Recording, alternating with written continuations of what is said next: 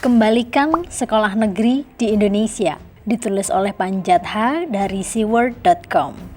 Sebelum lanjut ke video, jangan lupa subscribe agar Anda terus mendapatkan informasi terbaru dari channel ini. Kasus pemaksaan siswi non-muslim untuk mengenakan jilbab seperti diberitakan terjadi di SMKN 2 Padang, Sumatera Barat bukanlah cerita baru. Dalam kondisi seperti ini, siswi yang menjadi korban memang tidak bisa berbuat apa-apa. Dia hanya diberikan dua pilihan, mau tetap bersekolah di sini atau dikeluarkan. Jika seorang siswi diperhadapkan pada situasi seperti ini, maka pilihan pertamalah yang akhirnya diambil meski mungkin dengan hati tidak rela. Apalagi jika yang memaksa itu adalah oknum kepala sekolah. Sebab menjadi siswa di sekolah negeri masih merupakan dambaan banyak anak-anak Indonesia. Namun bukanlah sesuatu hal yang wajar bila ada siswi atau orang tua siswi yang keberatan jika putrinya dipaksa pihak sekolah untuk mengenakan jilbab. Padahal yang bersangkutan bukan penganut Islam. Seperti belum lama ini diekspresikan Elia Nuhia, orang tua siswi yang keberatan jika putrinya diwajibkan mengenakan jilbab. Dia beralasan bahwa putrinya itu bersekolah di SMK negeri, bukan di swasta yang dikelola yayasan agama. Kalau yayasan yang mengelola sekolah itu memberlakukan aturan semacam itu, memang harus dipatuhi oleh siswa dan wali siswa. Tetapi menjadi lain bila itu di sekolah milik pemerintah. Bahkan kepala sekolah pun tidak punya hak untuk menerapkan aturan yang berbau diskriminasi. Maka ketika berita ini viral, oknum kepala sekolah itu pun mendapatkan cemooh dari netizen. Soal busana khas agama ini memang menjadi masalah klasik sejak beberapa tahun silam di negeri ini. Banyak perhatian ditumpahkan, banyak energi dikuras, banyak polemik tanpa ujung hanya gara-gara masalah yang satu ini. Memprihatinkan sekali memang. Ketika bangsa-bangsa lain sudah berlomba-lomba mengirimkan misi ke angkasa luar, mencari permukiman yang baru untuk ras manusia di masa depan. Sedangkan bangsa Indonesia masih sibuk berdebat soal busana. Ada yang pusing mikirin rok istri tetangga yang katanya bisa mengganggu stabilitas kawasan dan meresahkan warga.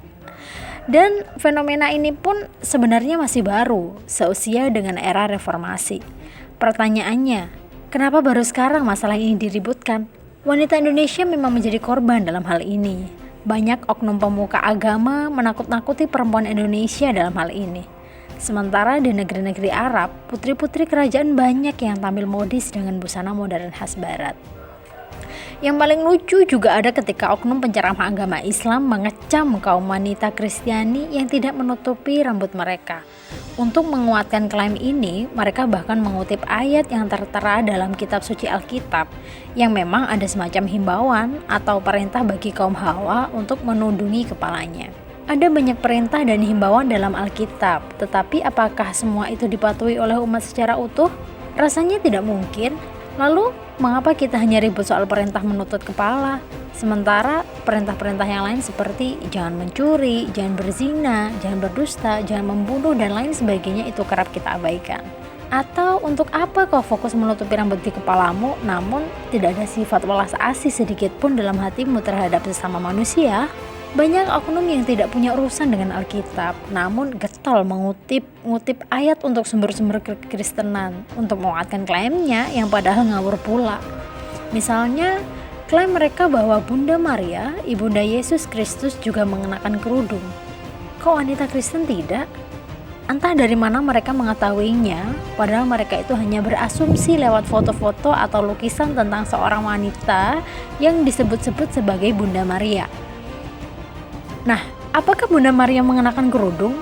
Tentu tidak ada yang tahu secara pasti, sebab tidak ada foto atau kamera foto di masa itu.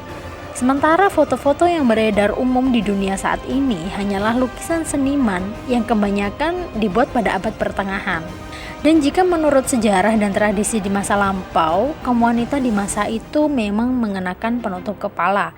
Bahkan sampai saat ini, kaum wanita Kristiani Timur Tengah masih banyak yang meneruskan tradisi penutup kepala itu. Di gereja-gereja Libanon, Irak, Yordania, Mesir, dan lain sebagainya, sangat umum melihat perempuan berjilbab ikut ibadah. Tetapi bagi sebagian orang Indonesia, gambar-gambar atau video semacam ini bisa menjadi problem besar, sebab menurut mereka telah menjadi permurtatan dan lain sebagainya. Atau ketika beberapa minggu yang lalu viral video tentang beberapa orang Indonesia yang merayakan Natal dengan narasi-narasi Arab. Netizen pun gempar dan heboh telah terjadi penistaan agama. Hal-hal semacam ini yang kerap menjadi masalah dalam kerukunan di negeri ini, sebab ada banyak oknum yang begitu mudah terhasut atau bahkan menghakimi tanpa memahami apa yang sebenarnya terjadi. Akan halnya tentang pemaksaan untuk menyeragamkan busana bagi kaum putri di sekolah negeri, maka siswi non-muslim pun dipaksa. Ini sangat tidak tepat dilakukan di sekolah-sekolah negeri. Yang tepat dalam ranah RKRI adalah menjauhkan hal-hal yang menonjolkan identitas keagamaan di sekolah-sekolah negeri. Kalau memang sudah terasa sulit untuk melarang hal-hal yang menonjolkan identitas agama di ruang publik, maka paling tidak jangan mewajibkan, apalagi memaksa. Apalagi ini kan hanya soal fenomena. Mengingat beberapa dekade lalu tidak ada kejadian seperti ini. Fenomena ini pun tak lebih hanya kemauan oknum, ormas atau pihak yang memang ingin mengenyahkan Pancasila dan keindonesiaan kita saja. Maka sebaiknya janganlah membuang banyak waktu hanya untuk hal-hal seperti ini. Sekolah dan lembaga pendidikan negeri adalah miniatur Indonesia. Maka jangan ada yang mencoba mengubahnya menjadi khas agama tertentu. Mari jadikan momen ini untuk mengembalikan lembaga dan sekolah-sekolah negeri ke Indonesia.